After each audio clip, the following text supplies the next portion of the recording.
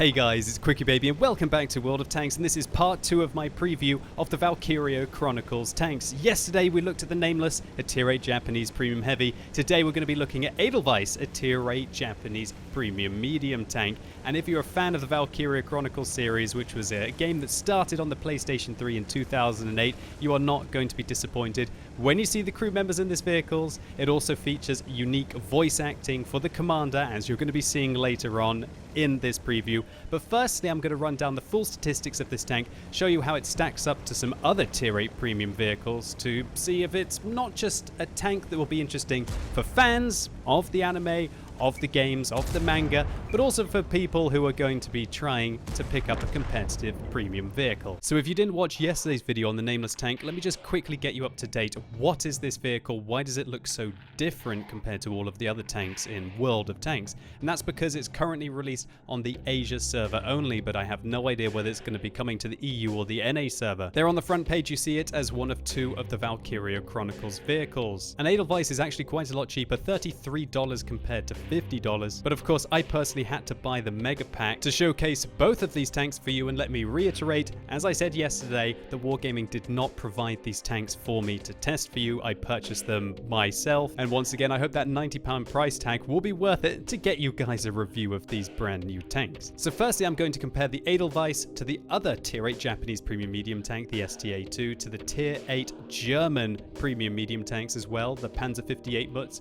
and the Panther 88, because I feel that all of these vehicles are fairly similar. So immediately we notice that the Edelweiss has the same DPM as the STA-2, and that's because it has the same 8 rounds a minute rate of fire as the tier 8 Japanese premium medium tank, while interestingly enough, Edelweiss uses an 88mm caliber gun rather than 90mm on the STA-2, but that's pretty irrelevant. It's not really going to help you with any overmatching. Now the DPM of this vehicle is a bit better than the Mutz, but it doesn't compare to the Panther 88, which has an incredible rate of fire, and I believe best in class DPM for tier 8 medium tanks. So all of these tanks have 240 alpha damage, but one thing that is slightly disappointing about the Edelweiss is its shell velocity, 850 meters a second, pretty much the same as the STA-2, but that just doesn't compete with the Mutz and with the Panther 88, and when you're engaging at long ranges, you're probably going to want to try and fire APCR rounds, if only to get that 1050 meters a second shell velocity, but you're not going to compare to the Mutz, which has 1250 meters a second shell velocity with its APCR rounds. Another thing that is disappointing about the Edelweiss is it has the lowest penetration in this comparison, 195mm.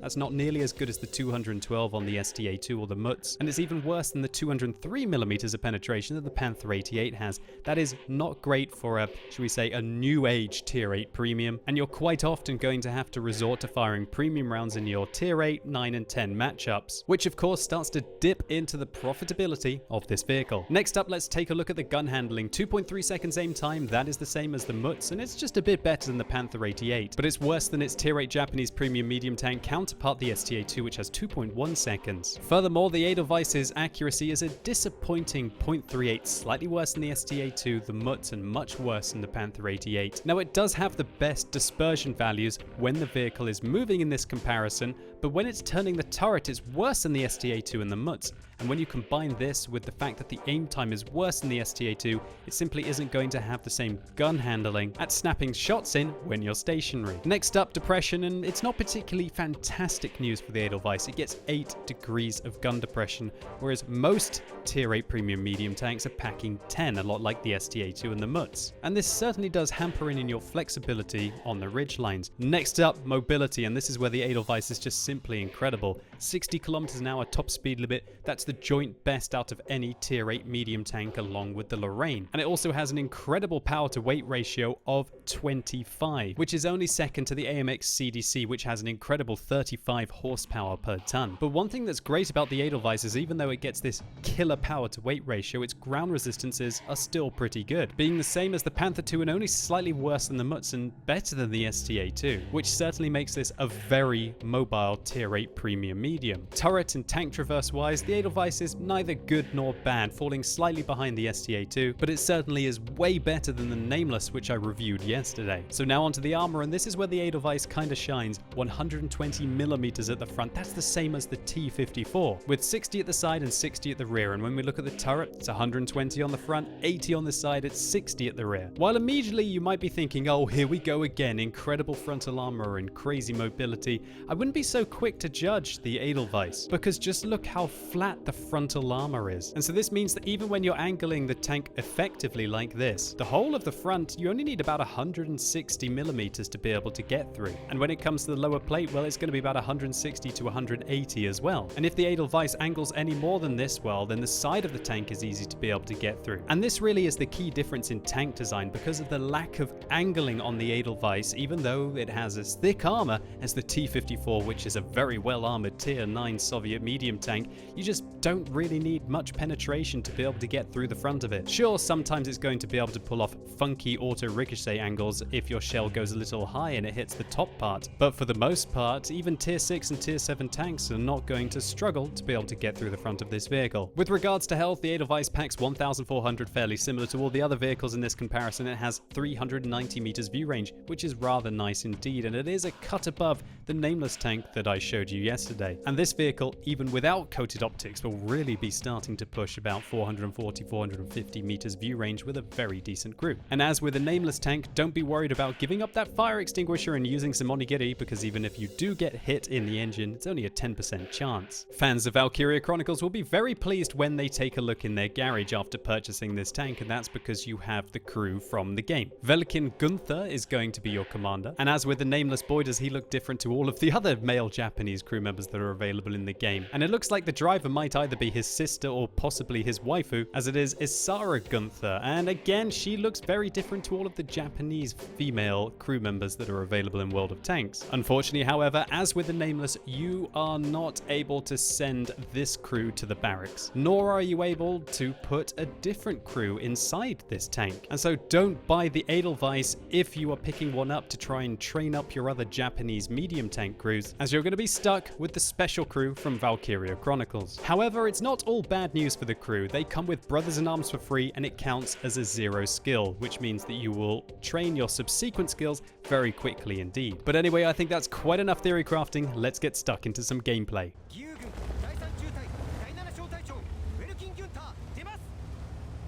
So there you go, that's the unique voice acting, and I'm not sure what you think, but personally for me, it's not quite as distracting or out of place as in the Nameless, and I can quite happily get on with this guy. This guy, we can get on inside a tank. I'm not going to be turning him off throughout this video, and I felt like the voice acting for the gentleman felt like it was a little bit shorter than the voice acting for the lady that we had yesterday when I was playing the Nameless. And as somebody who had never heard about Valkyria Chronicles until a couple of days ago, well, obviously, if you're a fan of the game, you're going to absolutely love this, and you're probably already getting your credit card out right now and creating an account on the Asia server as I did, and picking up these two vehicles. Or who knows if they're going to hit the EU or the NA, right? We'll have to see, and I've got no clarification from Wargaming with regards to that. But we can only hope. But personally, I wouldn't mind having more variety with regards to the voices in World of Tanks, and unlike the female crew voices that just went in with the recent 9.19 update, that just have so much radio noise on them, I feel that these are clean cut. I can't obviously speak Japanese at all myself, but I guess if I could, it would be fairly interesting in a novel feature, and even without being able to speak Japanese, I do feel it's something different and a little bit immersive.